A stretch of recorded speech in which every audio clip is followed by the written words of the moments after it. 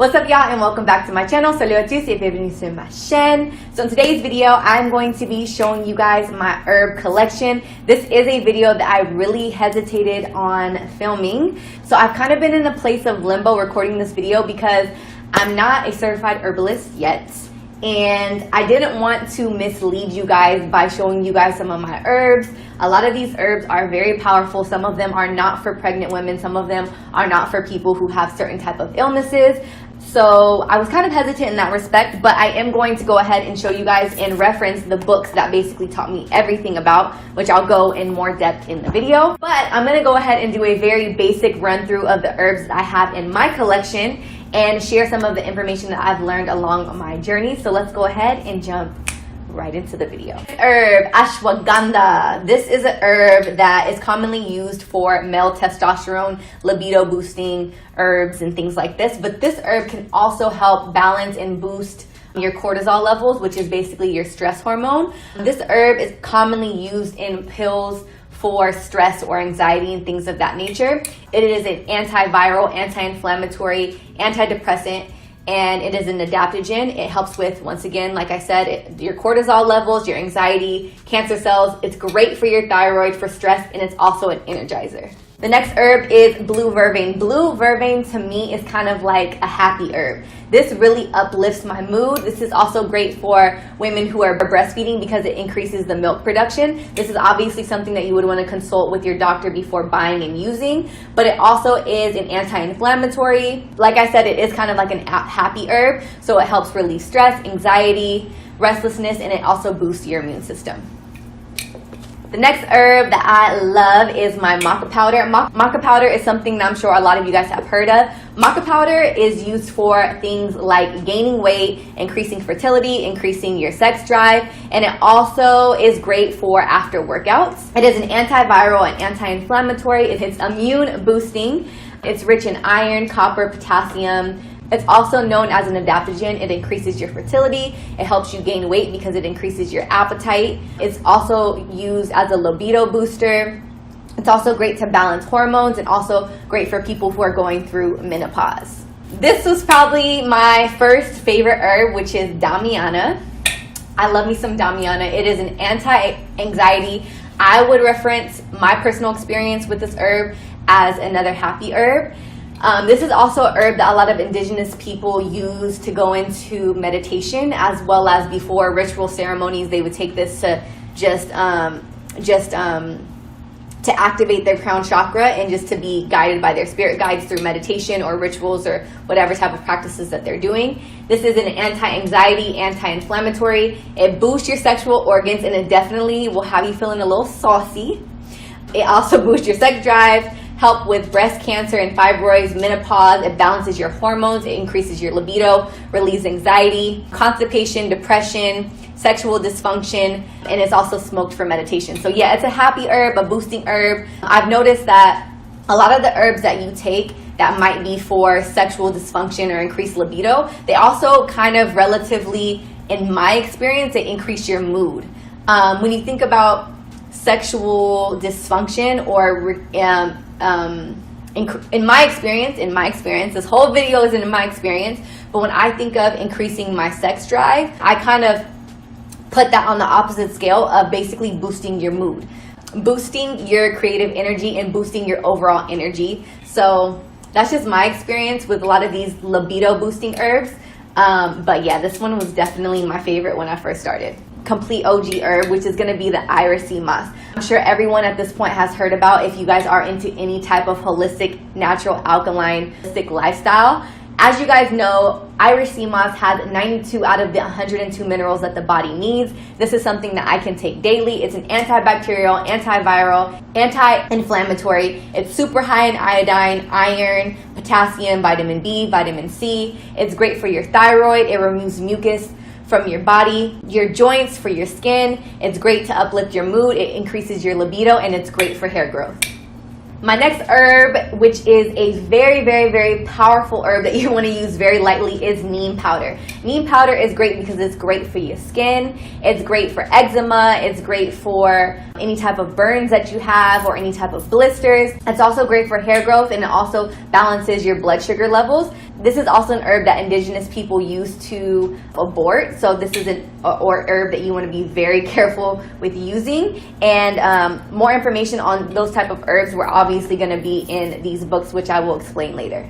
The next herb is 𝗨𝗵𝗃, and this herb is wildcrafted. So there's there's 3 different types of herb that you can get. You can get organic, wildcrafted, and just the regular herb. So wildcrafted basically means that it's found in its native place and it's not necessarily organically grown, but it is naturally grown. Organic is obviously goes through different certifications of becoming organic, and it's organically grown. And then you kind of just have your sustainably grown herbs, and then you have your herbs that are grown by farmers. So it kind of just depends on what you want. Obviously, I opt to go for wildcrafted or organic herbs if I can. But if I can't and I get it from a place that is sourced from high quality farmers and it's been tested in a lab and it shows its potency, then I have no problem with going there. This 𝗨𝗵𝗃 is wildcrafted. It is an antibacterial, antiviral, anti-inflammatory, anti-tumor, anti-cancer, and it helps kill parasites. It addresses STD issues. This is a Dr. Sebi herb in which he used to cure a lot of sexually transmitted diseases.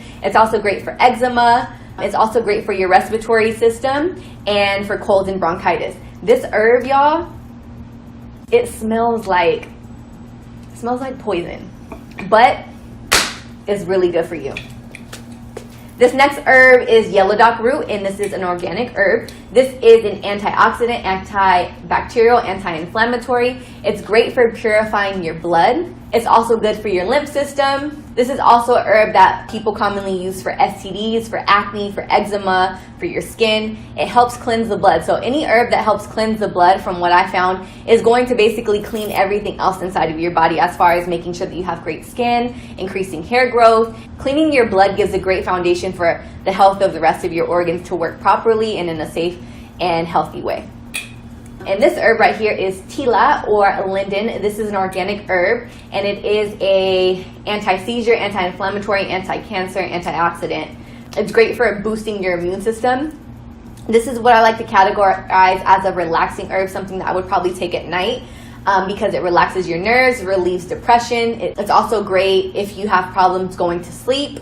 It also helps reduce headaches and migraines and fevers and things like that. This next herb is an organic, or this is actually a wildcrafted herb, and this is elderflower. Elderflower is also linked to elderberry, which I will get into later in the video. But this is an anti-inflammatory, antiviral, it's an anti-cancer. This is great for colds, for flus, for allergies. It removes mucus from the respiratory system because it is linked to elderberries. So it kind of has the same type of properties. It's also great for menstrual problems. It's great for your skin. It's great for low energy, and it also enhances dreaming and infertility. This next herb, elderberry, with also the elderflower, it's basically the same plant, just different parts of the plant. Elderberry is notoriously used for flus, for clearing and cleaning out any type of the mucus in your respiratory system. You can actually make a syrup out of this, and they sell elderberry syrup in the stores, but obviously when you're making it, you know it's fresh, you know exactly what's going into it, and you can make it at your disposal if you have it in your cupboard. This is an anti-inflammatory, antiviral, anti-influenza, and an anti-cancer. I'll actually go ahead and make a full video on how I personally make my elderberry syrup myself. This is an organic herb, and it is a heavy metal cleanser. It's anti-cancer, antibacterial, and antioxidant. It is also great for your kidney stones, cleanses the cells. It's great for diarrhea, for constipation, for stomach pain, digestive issues, and it's also good for acid reflux. This next herb is dandelion root. This is an anti-inflammatory and an antioxidant. Cleansing the blood relates to helping clearing your skin and basically giving your body a great foundation to start off with, improving the health in other areas or specific areas in your body. This also is great for digestion disorders, and it has been said to help with people who are suffering Alzheimer's disease. This next herb is ginger root, but this is an antiviral, anti-inflammatory. So ginger, like everyone knows, is great for your digestive system. It's great to reduce inflammation in the body, menstrual pain, arthritis, and improves blood circulation, and it helps release stress. This is something that we use in our cooking all the time, and it's also great to be used as a tea. Next is mugwort. So I personally use mugwort if I want to have very clear, intentional dreams. This also is great for mental problems, fatigue, depression, if you can't really sleep well, anxiety, and things of that nature. A lot of people also use it for cramps, for diarrhea, for constipation, and irregular periods and other menstrual problems. This herb right here had me going through some things. This is sacred bark. This herb is a laxative, and this is what I meant as far as not wanting to give you guys information to possibly cause harm in your body. This clears you out. Clears you out, cleans you out, and according to the book, you're not supposed to use this for more than 7 consecutive days. This is an antiviral, anti-cancer, and anti-inflammatory. Said that it helps with hemorrhoids, intestinal health, it removes gallstones, restores the mucus lining and health of the intestine. This is a serious herb, and you want to take tiny dosages, and you do not want to exceed 7 days. 𝗨𝗏𝗁𝗁. This is an antibacterial, antifungal, anti-cancer, anti-candida. This is great for diabetes. This is also great for a yoni steam. This is also great for joint pain, asthma, boils, and wounds.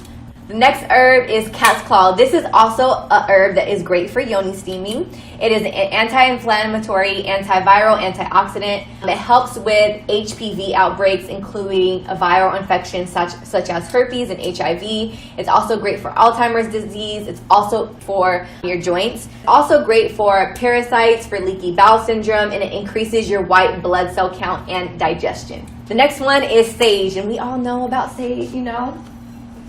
Daily saging is a must, but a lot of people might not know that you can consume sage and you can eat it. You can drink it as a tea. It has a lot of health benefits as it cleanses the energy around your house. It also will cleanse the body and the soul. This is actually great to improve your memory as far as treat any type of menopause symptoms that you're having, diabetes. It helps nourish the pancreas, and it is a great relaxing herb to have. Smells amazing. It looks like this, and it's ground up, so you can easily make it into a tea or even season it with a lot of the food that you cook. This is an anti-anxiety, antidepressant. This herb is going to be great for sleep disorders, anxiety, nervousness, headaches. It also helps strengthen the uterus, and it also helps with exhaustion. Red clover has become one of my favorite herbs. This is an organic herb. It's an anti-cancer, it's a diuretic, it's an anti-inflammatory, and it helps relieve any menopausal symptoms that you might have. It's a blood purifier. It breaks up calcification. It cleans the lymph system, and it's also said to be good for your 𝗨𝗨. It's good for your breast growth. Hydrangea root is the next herb, and hydrangea root is an anti-inflammatory. It's an antiseptic, antiparasitic, and an antiviral. It's great for bladder disease, kidney disease. It helps clean out the lymph system, and it's also an energizing herb.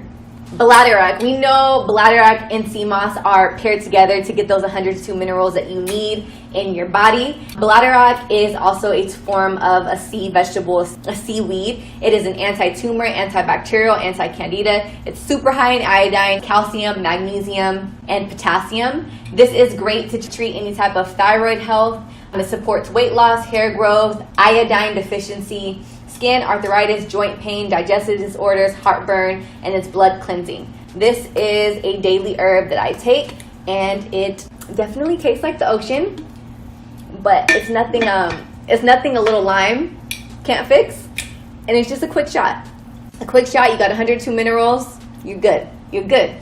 Immune system is boosting, you have energy, sacral energy is in a prime position to create wonderful things, and it's actually something that after you do it for a period of time, you actually enjoy doing it. Getting that taste can be a challenge for some people. Black seed, according to alkaline herbal medicine, this is the cure-all seed. This is not a Dr. Sebi herb. This is a antifungal, anti-inflammatory, antioxidant, anti-cancer, anti-diabetes, and anti-HIV. It's great for headaches, for toothaches, as well as anybody who has asthma, arthritis. This is a great herb. It's super potent. Some people also reference this to black cumin. This is also a herb that you can actually season with. What I actually like to do, because they are tiny little seeds, is I'll just take a bit of these and I'll actually sprinkle them on a salad. Really good, very strong taste. When you swallow it, you kind of feel like, not like pepper, it's not spicy, but you feel the intensity of this herb. Another OG Dr. Sebi herb is burdock root. Burdock root is an antiviral, it's an antifungus, anti-cancer, anti-inflammatory, antioxidant, antibacterial. This is a blood cleanser, and it's also one of the first herbs that I realized really was clearing up my skin. Hops. This herb stinks, y'all. Like, honestly, when people walk past my herb collection, like, you can smell you can smell this even when it's like closed. This herb, it doesn't stink. Like, my mom says it smells like feet. It has a interesting smell. I don't think it smells terrible. I don't think it smells like feet, but it definitely doesn't smell good. This is a herb that is antibacterial, anti-inflammatory, it's an anti-cancer and antiviral. This is a herb that is actually commonly used to basically calm the nervous system, calm your nerves. It's used for people who have ADHD. It treats infections. It's also great for sleeping through the night. It's also an anti-anxiety. This next herb is 𝗧𝗵𝘁. This is an herb that they actually use to create Dr. Pepper. And if you smell it, it actually smells a little bit like Dr. Pepper. This is an anti-inflammatory, anti-cancer, antioxidant. This herb is known to bind with toxins for the removal. And it's great for your skin, it's great for acne, joint pain, eczema, headaches, cold, and sexual impotence. The next and final herb are fennel seeds. Fennel seeds are an anti-inflammatory, antibiotic, antioxidant. It's high in copper, potassium, calcium, zinc, manganese, vitamin C, iron. It is said to improve your eyesight, it detoxifies the body, it reduces stress. Fennel seeds is also something that a lot of people have in their cupboard for seasoning. A lot of these herbs I like to take in teas. If it is a root, an herb that's more dense and heavy, then what I'll do is I'll actually take it and I'll boil it. But if it's like a leaf or if it's something that's a thinner consistency, I will boil the water and then wait for the water to boil. I'll put the leaf, the thinner herb into my tea kettle, turn the water off and let it just simmer.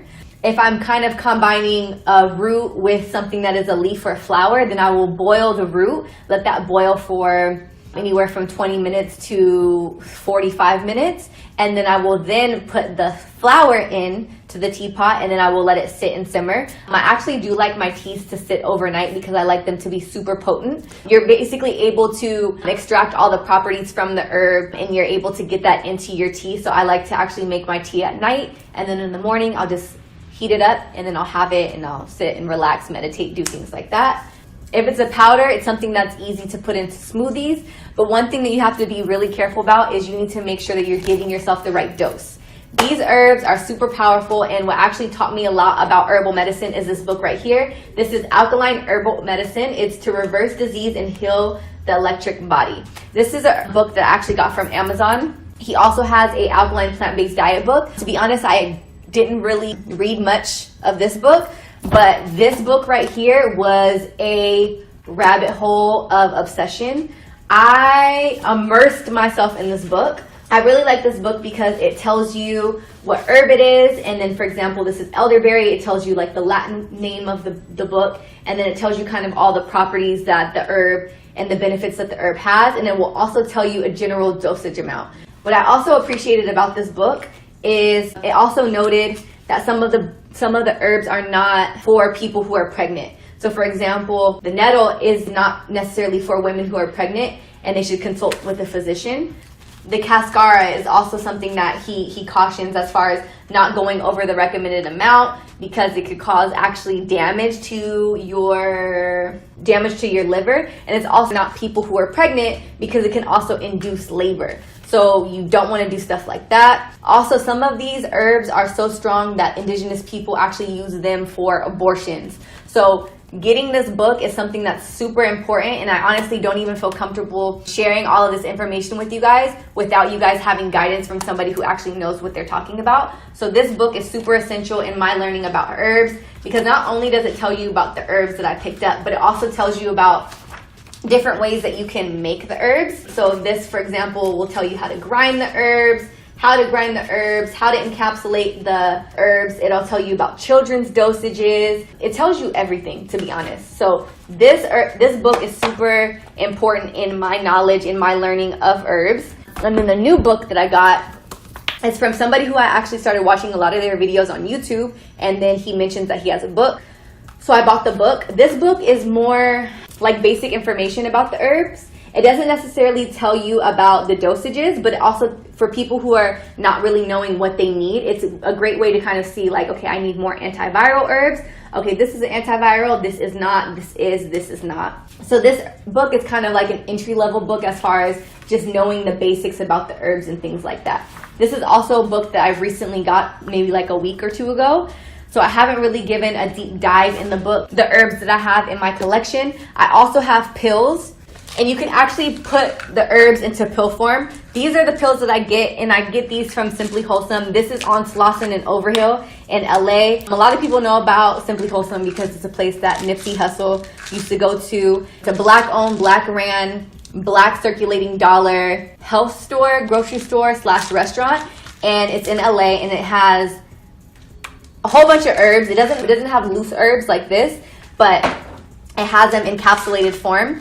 But this is basically my entry-level basic on kind of like the herbs that I kind of use. I will continue to make more videos on how I use the herbs, what concoction, what dosages and stuff that I make. So I'll go ahead and get into more of those type of videos later on. Holistic healing is something that I'm really passionate about, and something that actually feels natural to me. Not necessarily natural because they're natural products, but it feels good. It feels good getting up and making tea just to boost my energy, or just to have those daily minerals and things like that. So I'm definitely going to explain, I'm definitely going to share more about some of my daily regimens with you guys, but go ahead and put some suggestions down in the comments. And if you guys take herbs, or you guys are into herbs, or you guys have things that help increase your energy, or help with depression, or help with menstrual issues, periods, bleeding, fibroids, I don't know, fertility and things like that, go ahead and share them, because I'm sure a lot of people are interested in those healing properties from those herbs. But yeah, this is a long outro. I will see y'all in the next video. Thank you guys for watching. Peace out.